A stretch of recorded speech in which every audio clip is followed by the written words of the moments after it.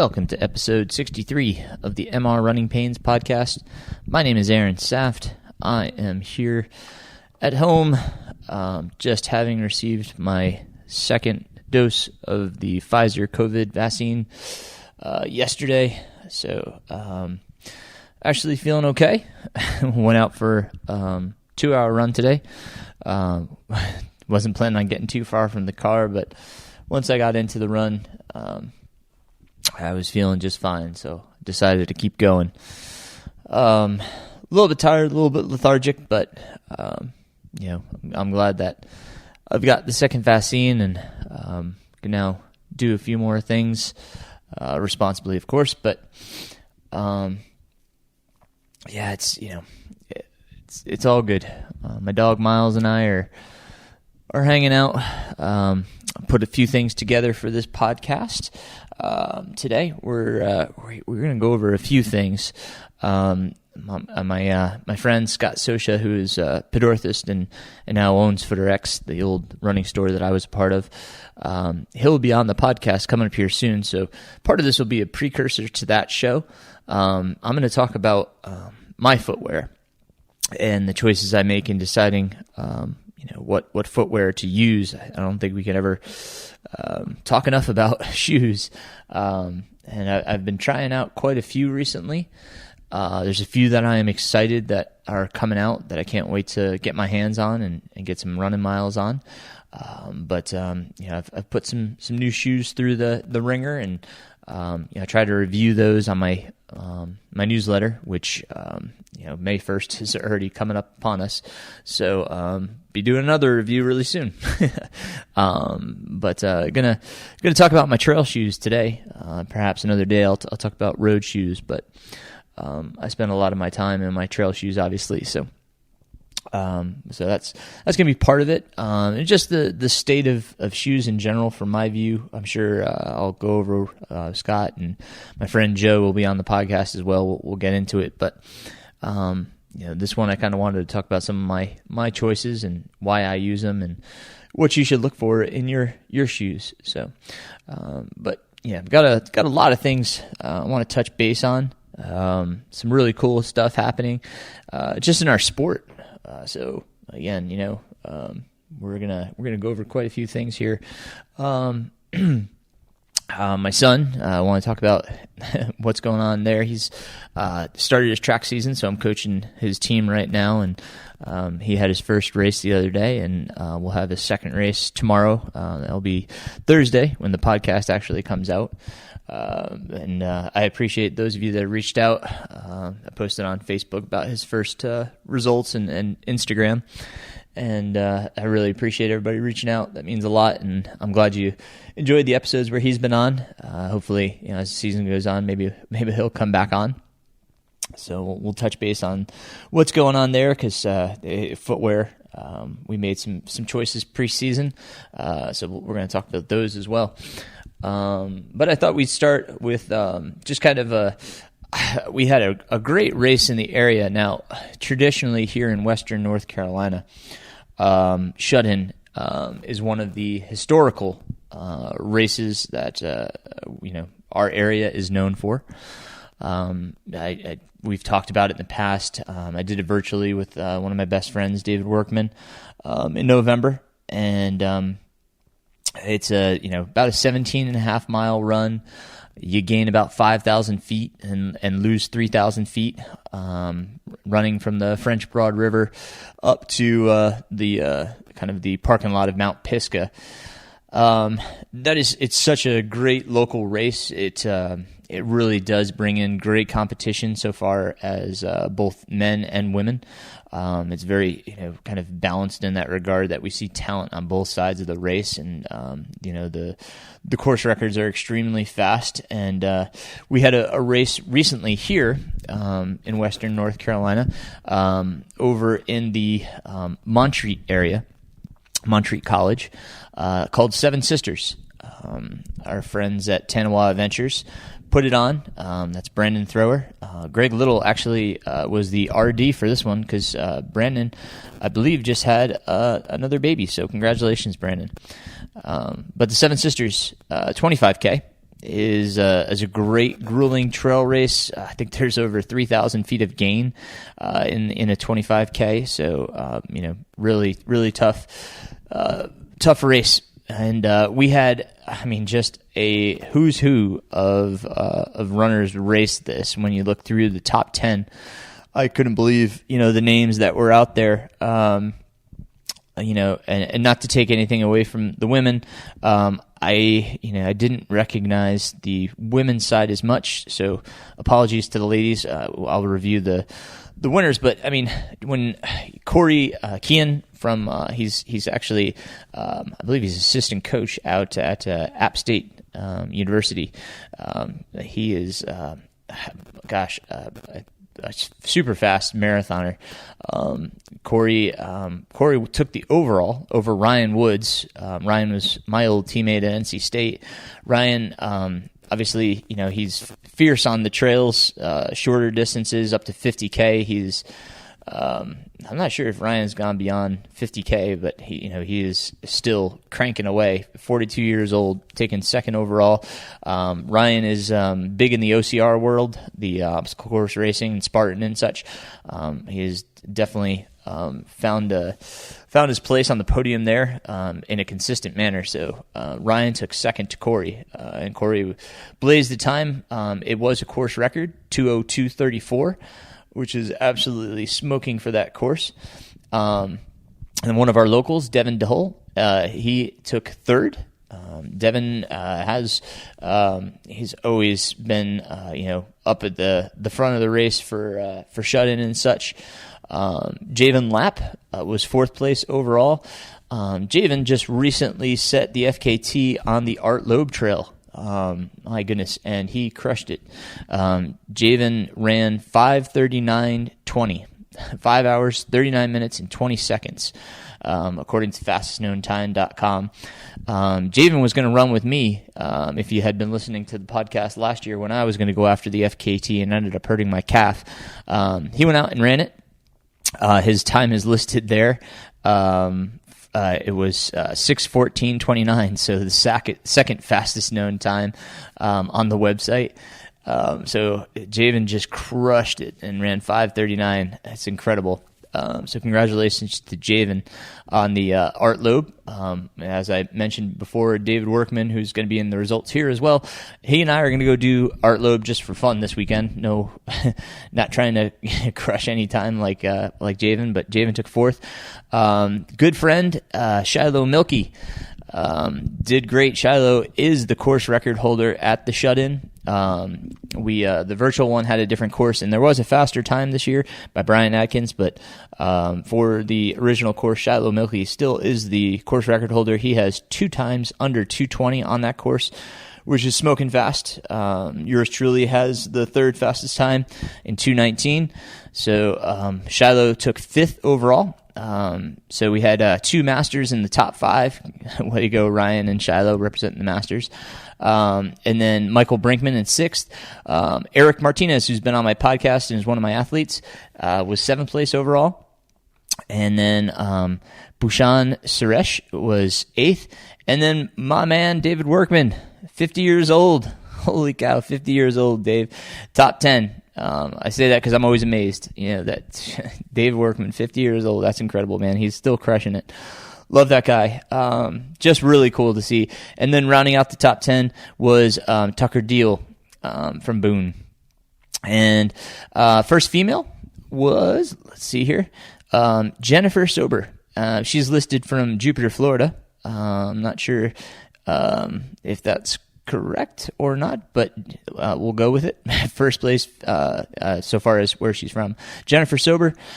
Second place female, Rebecca Johnson from Fries, Virginia. That's over by the Draper Trail if you've ever run the New River 50K. And then third place female was Olivia Pantano from Asheville. So congratulations to those top 3. Like I said, just it's an awesome course. I imagine it's on Trail Run Project. Brandon usually posts the course up on there. So if you're ever in the area, want a really cool 25K-ish run, it's somewhere in the neighborhood of 15 miles. It could be a little bit more, it could be a little bit less, but fantastic course. Seven Sisters 25K in the Montreat area.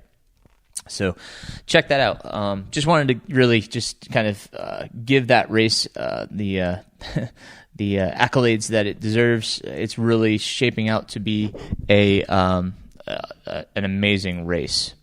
And in that area, kind of following along there, it's also the Hellbender area, the Hellbender 100, which we have begun to put the permits together for that. I've done a little bit more talking. They're called the G5 Trail Collective, and I'll put their website in the show notes. They are doing a tremendous job of adding new trails and maintaining trails in that area. They are really trying to make that a trail mecca, of which it really already is, but they're trying to do so much more. We're going to try to support that race with Hellbender. Initially I had been told that we would be able to use the trail coming out of Camp Greer, where we start, so that we wouldn't have to use the road. And unfortunately, it's not going to be a possibility next year. It's not a priority trail, and it's gonna cost a lot of money to do. Estimates are that it will cost $75,000 to build that trail. Gonna have to do some fundraising. So, stay tuned. I definitely want to help raise money for that. Like I said, we're definitely going to have to donate through Hellbender, but I'm going to try to come up with some other ways that we can help and generate some funds so that becomes a reality, because that will be a tremendous addition to Hellbender, being able to run at a Camp Greer and run back and finish at Camp Greer. Obviously a bummer that, it's a matter of quite a few things. There are quite a few studies that have to take place, archaeologically. They have to make sure that there's nothing there that the trail will interfere or destroy. They have to do the NEPA study, and studies the ecological systems, making sure that there's no endangered flora, or it won't affect the water shed, or any of those things. So a lot of things have to be done in order for that to become a reality. So not going to happen for 2022, unfortunately. We'll stick with the course we have at the moment. So just an update there, but want to let you guys know.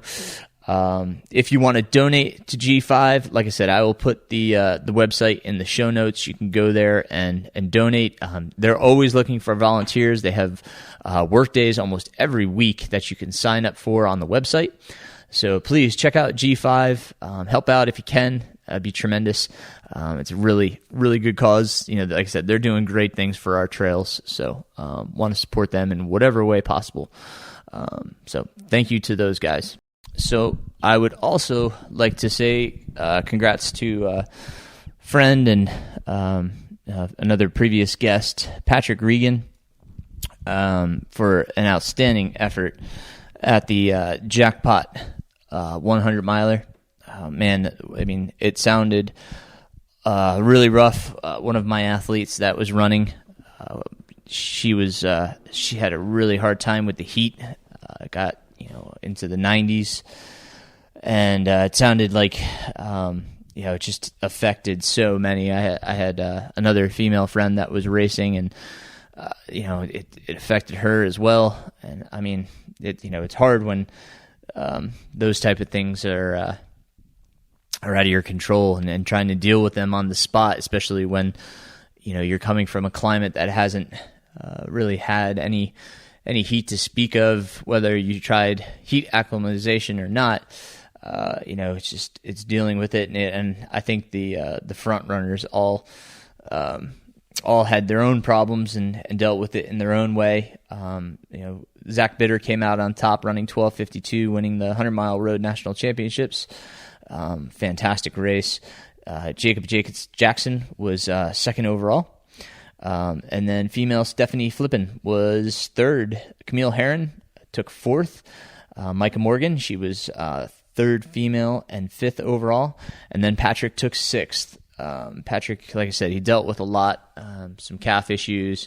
I think we talked on the phone the other day, and he said that he was shooting for a higher calorie intake than he was used to, and it probably was just too much, especially given the heat. His body was trying to process all of these calories and at the same time trying to adjust itself to the heat. So he had a great comeback. I think he fell back to 10th or even out of the top 10 and came back strong the back half to battle back to 6th place. So he podiumed. So congratulations to you, Patrick. We're going to be hitting a run camp trip here this month, May. So I look forward to catching up with him and hearing more stories. Hopefully we'll record a podcast together and talk about things. Patrick's such a great guy and a great representative of the East Coast. So super stoked to see him up there. And once again, congratulations, sir. That was awesome. And my son, Mr. Keegan, what a cool start to the season. Keegan just turned 14 years old. He's in 8th grade. We had our first track meet. It was a home meet, and we had bought him the Nike Dragonfly spikes. If you're not familiar with the Dragonfly is the equivalent of the 4% or the Next percent or the Vaporflies or whichever super shoe you want to equate it to. The Dragonfly is a super spike, they call it. It's got the foam technology. Does not have carbon. It does have kind of a TPU, so a firmer plastic plate that runs through it, but it has a lot of cushion under the heel for a spike.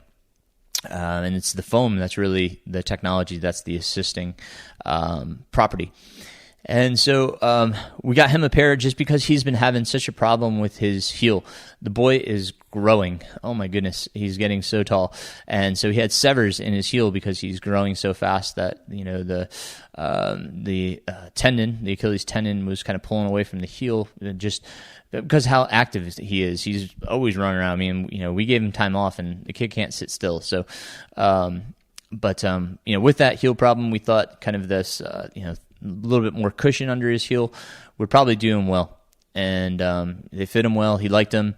And so Monday's meet was awesome. He went out and led from the gun, charged out front, ran a 69 first quarter. Not the race plan that we had discussed. I had told him quite differently. But as we know, we don't always listen to our coaches, let alone our parents.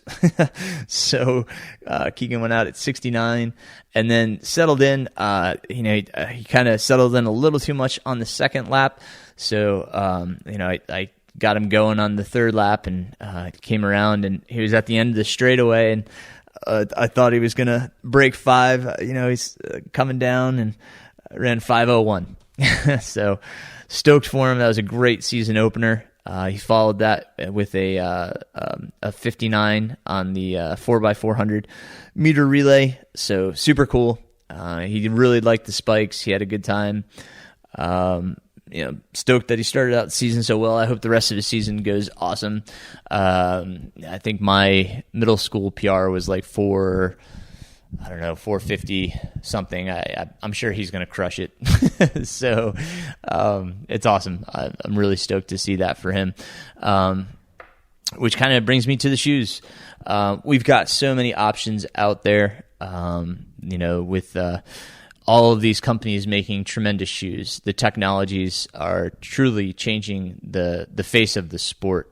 The times that are being run, if we look at the road world records that are falling left and right. We just had a female over in the UK. I believe she was Scottish that ran the fastest 5K on the roads, and I believe she was in the newest of the Asics super shoes. The time was not sanctioned. It was not a certified course, so she was not granted the world record, but it was a world best time. And then, the female half marathon, 104. Holy smokes, that is smoking fast. That was just run. And of course, on the guys' side, we know Eliud Kipchoge just destroying the marathon, and running sub 2 hours. It's just incredible to see these performances, whether they are in a sanctioned event or not. Records are falling left and right, and it's the same on the track because of these new spikes and this new technology. North Face has made the first crack at making a kind of carbon plated trail shoe, which I find super interesting. I'm not a huge fan of very stiff shoes on the trail. I like it to be flexible and move with my foot. I am susceptible to ankle rolls and spraining my ankle, so I really don't like anything with a super high stack height. I think the thickest shoe that I ran on was the Evo Mafates, the Hoka Evo Mafate. I ran on that over at UTMB. It seemed to have been a really good choice, actually. Didn't really have any problems. A lot of it was, pretty darn runnable. That trail is so well groomed because of its use. So, I did have to be careful with my footing, but that shoe seemed to move pretty well given how much stack height, how thick that shoe really was. So I don't have the Speed Goat is not in my arsenal, if you will, anymore. Umstead, I use I talked about the Topo Cyclone. That shoe is kind of what they would term a road to trail shoe. So you could use it either surface. And as I kind of said in my episode where I talked about Umstead, I wouldn't say it's really much of a single track trail shoe. It's fine for like dirt roads. It was great for Umstead. It worked really well for there. I run a lot on my road by my house. If you look at Strava, a lot of days I just kind of run back and forth on my road, and my road is a gravel road, dirt gravel road. And I use that shoe quite often. It feels really good on the dirt.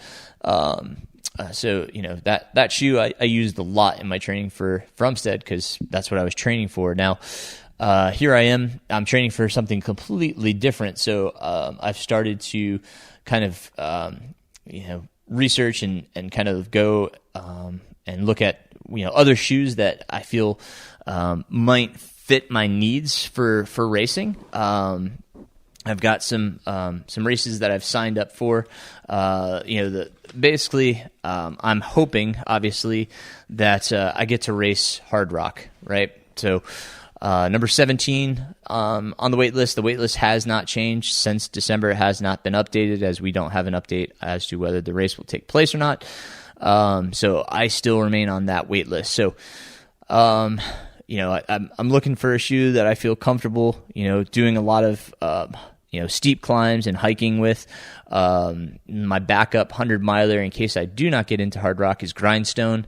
I've run Grindstone in the past. Ironically, I chose a road shoe by Innovate to start out in. It was called the Road Extreme. Pretty minimal shoe, but it if I could compare it to anything, it was probably similar to the Merrill Bear Access that I like so much. And I switched into the TrailTalon 235 at the halfway and ran back in that because it was just so wet and I needed a little more traction.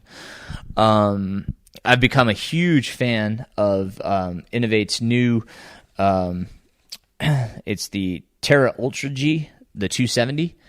The first iteration was the 260 G, which is their graphene. It's the outsole material, but they've now introduced it into a midsole foam, which I will talk about in another shoe. But this TerraUltra G has it in the outsole.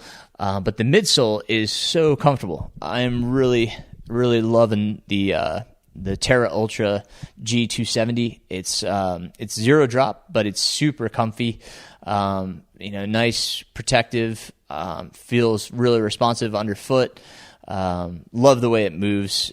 Great toe box. It's nice and wide, so I could see myself doing quite a few miles in those. That would be something I would probably bring out to Hard Rock, as well as use at Grindstone if that's what's going to happen. And then the other shoe, which is the Innovate's new shoe, is the this one has a super long name. It's the TrailFly Ultra G 300. I think I got that right. My goodness, that shoe is it's like I said, it's brand new. It's a 6 mil ramp. That is the shoe now that they've added graphene to the midsole. So the foam now has graphene in it, which is supposed to kind of give it the energy return properties that we're hearing about in some of these other shoes. The super shoes it's supposed to last longer and give more energy return to the runner. But I've used it. It's interesting. It has a decoupled heel, and by decoupled, there is a break just before the heel so that the shoe is able to flex. Whereas Hoka is it has a rocker to it, and the bottom of the shoe is just one piece, total ground contact, if you will. The Innovate does have a split at the heel so that it does flex and doesn't have to rely on the rocker as much. I feel like it moves a little bit better in that regard. I don't, it doesn't feel clunky. It even though it's not as thick as a Hoka. I saw, one comment on, I think it was like Innovate's Facebook post where, somebody was like starting to look a little too like Hoka. Well, I mean, Hoka's doing really well. A lot of people are buying it, and a shoes company's job is to sell shoes, so they have to make shoes that the market's going to buy. And I think they came out with a really good iteration of kind of a maximal cushioned shoe. Like I said, super comfortable, moves well. The upper feels really good. I hesitate to say it's on the same last or the same shape as the TerraUltra. It does feel like a little bit more tapered, whereas like the TerraUltra has more of a rounded toe box. The TrailFly feels a little bit more tapered. Really wish they would have put that TerraUltra last, the shape of that shoe, and used that for the TrailFly. I hope I'm not getting too confusing with all of these names, but a great shoe. Again, I've always been a big Innovate fan. I'm not affiliated with Innovate at all anymore, but still love their shoes. I've done so much racing in them. I signed up again for the Ragged 50K. Ragged Mountain 50K, that's up in New Hampshire. It's going to be the USA TF 50K Trail Championships. It's August 8th. So sign up for those just in case, again, that I don't get into to Hard Rock. Plan on signing up for Twisted Branch up in New York, the 100K, when that registration opens. I'm kind of hoping that I can use that as a lead into Hard Rock if I do get in. Also signed up for the Tussey 50 Mile Championships. So Tussey's up in Pennsylvania.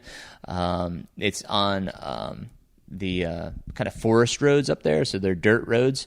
Super fast event. Always has some really good finishing times. Looking forward to that. That's October. And I signed up for the Georgia Sky to Summit, one of Sean Blanton Run Bum races, and that's November 13th. So got some cool stuff just in case things don't happen. Wanted to have some fun events to do. Those are some big ones that I really have wanted to do for a long time. Grindstone again was my first 100. I'm trying to pick footwear that's going to allow me to to race these events. I think if I do Twisted Branch, Hard Rock, Ragged Mountain, Grindstone, and Georgia Sky to Summit, one of those 3 innovates that I mentioned, the TrailTalon, the TerraUltra, or the TrailFly Ultra, one of those is going to be, perfect for that race. I think Tussie is the only one that I may have to go back to the drawing board. Potentially that might be another race for the Topo Cyclone. Shoes that I'm really looking forward to. Topo is coming out with their Mountain Racer 2. Pretty excited about that shoe. I think that's going to be a really nice update. So I hope so. I've been waiting for that to come out. So can't wait to see it and put it on my foot, see what it feels like.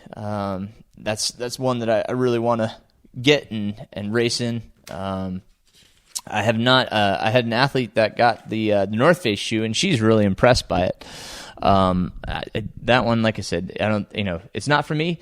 But again, not every shoe is for everyone. You have to decide what's your race, what you're comfortable in, how much cushioning, how much protection do you want, how much traction do you need, like all of those things. I run where I am through a lot of creeks and river crossings. So I have a lot of water crossings where I am, especially when I go running with my dog. I'd like to make sure that he has plenty of water and can cool off. That said, I like stuff that drains quickly. It doesn't say, really wet. Same thing, when I go to socks, I want to make sure that, they don't stay wet forever, that I don't blister.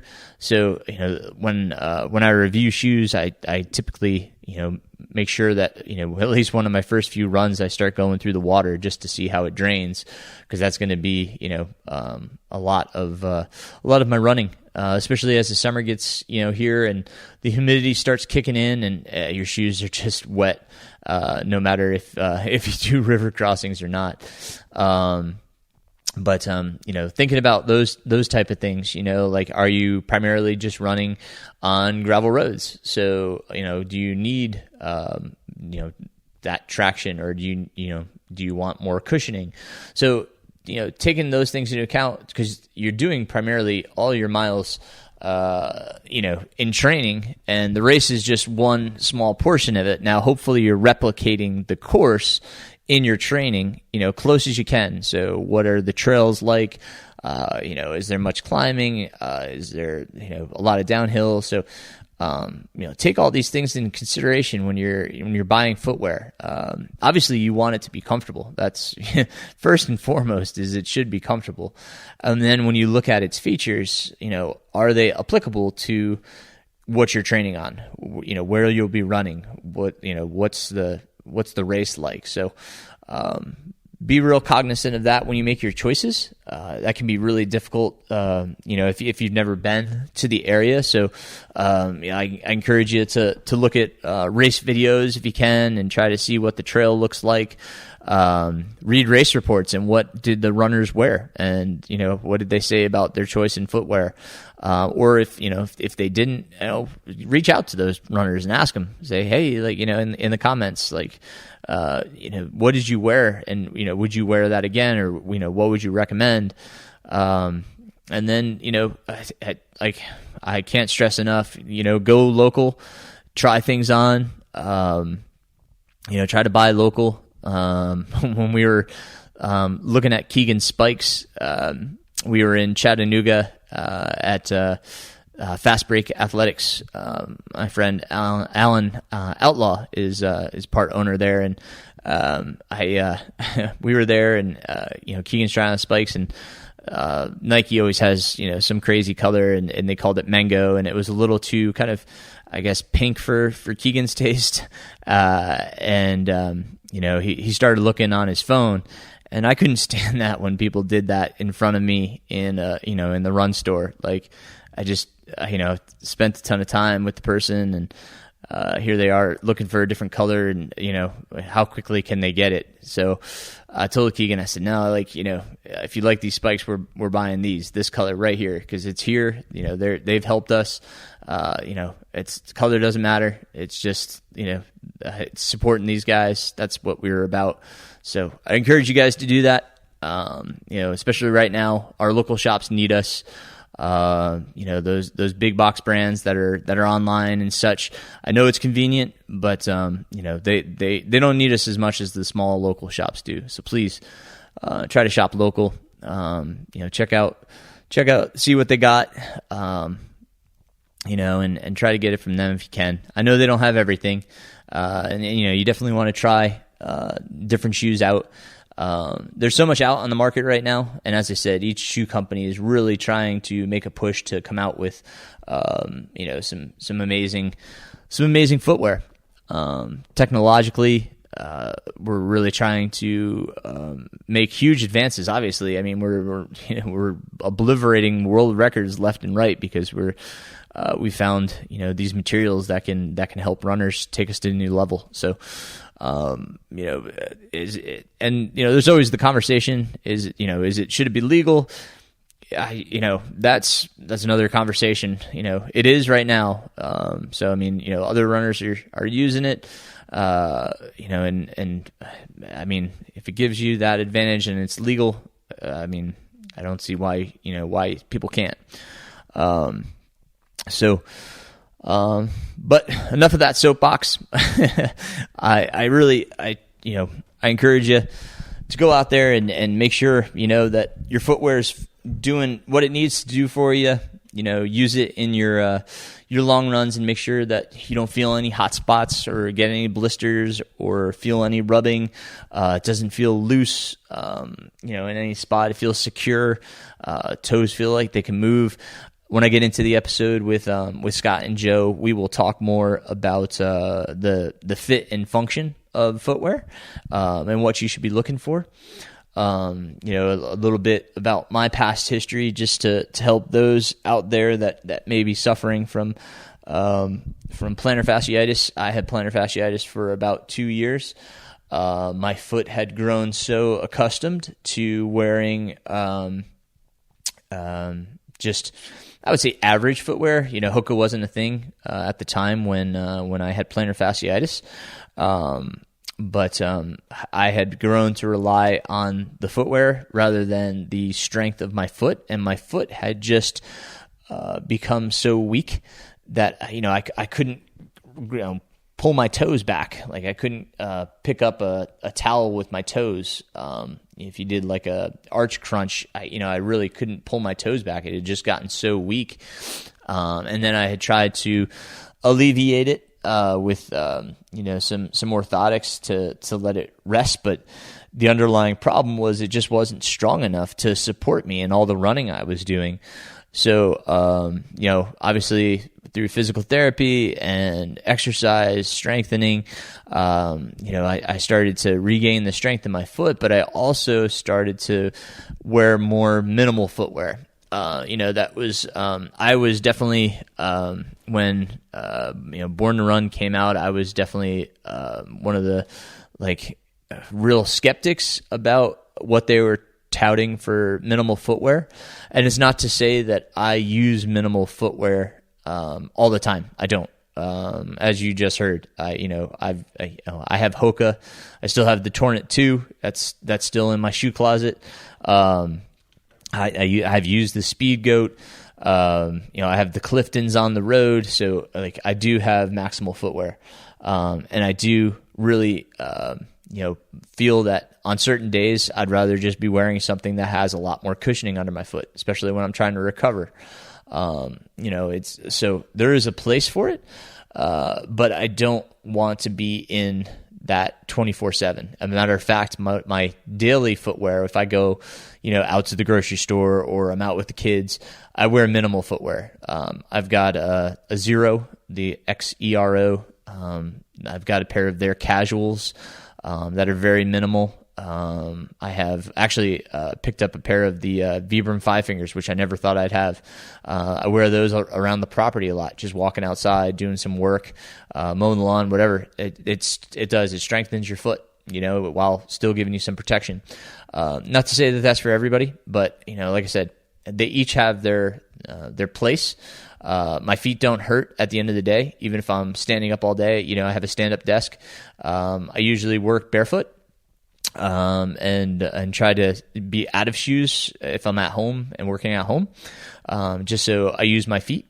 And just trying to keep them as strong as possible, because that's the foundation. Everything starts down at the feet. So, every once in a while, I'll do something in more minimal footwear. My workouts and stuff, I still like more minimal style, like road racers and such.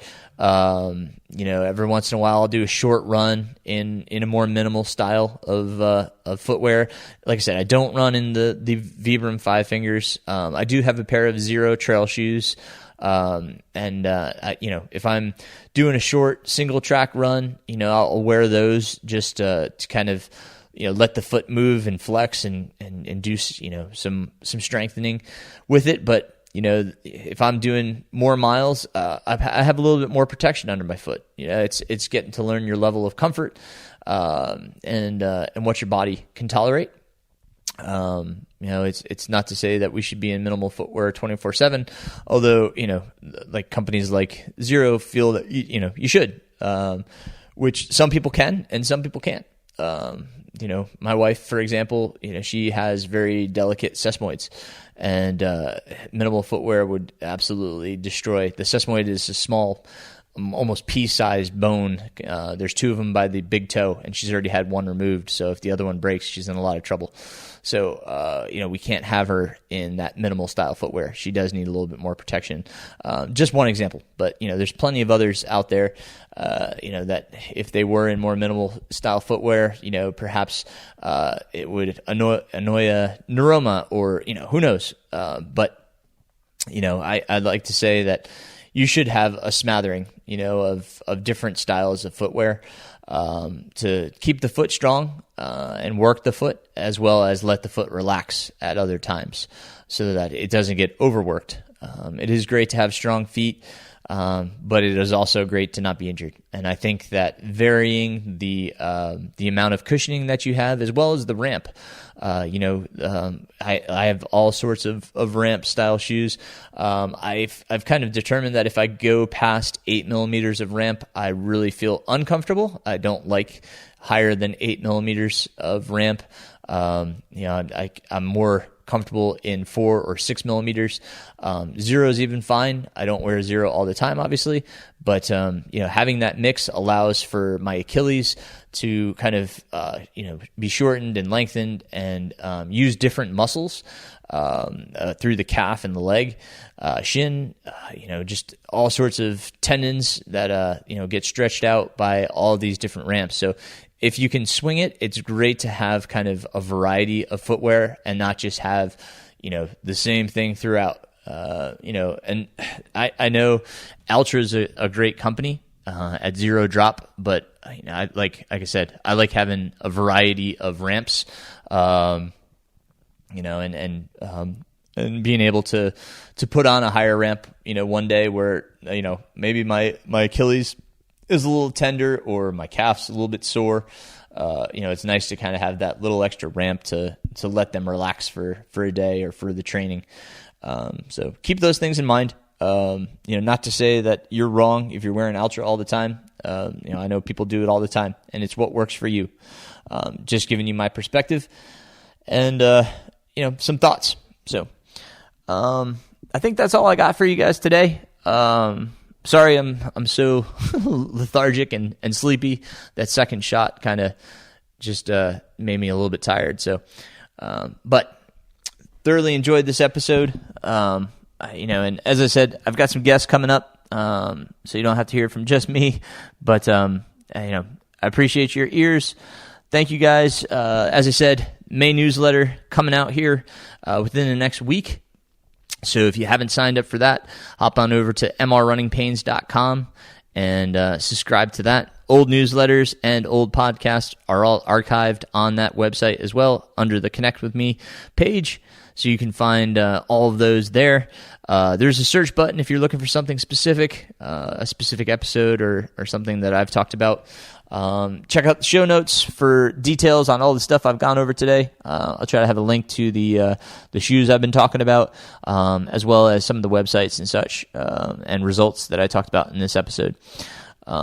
as always, thank you to my Patreon supporters. Really appreciate you guys helping me keep this going. About to release another new YouTube video, working on a couple of others as well. But you can go over to YouTube and just search Aaron Saft, and you'll find my channel and see some of the stuff that I've put up there. So, the Patreon guys, you guys help me keep going with YouTube, this podcast, and the newsletter. So thank you guys. If you can support on Patreon, there's a link on my website as well. God, I certainly appreciate it. If not, if you can just leave a review or like it or share it, any of those things are super helpful. Really appreciate your time, guys, and your ears. Until next week, Aaron Saft signing off for episode number 63. Keep on running.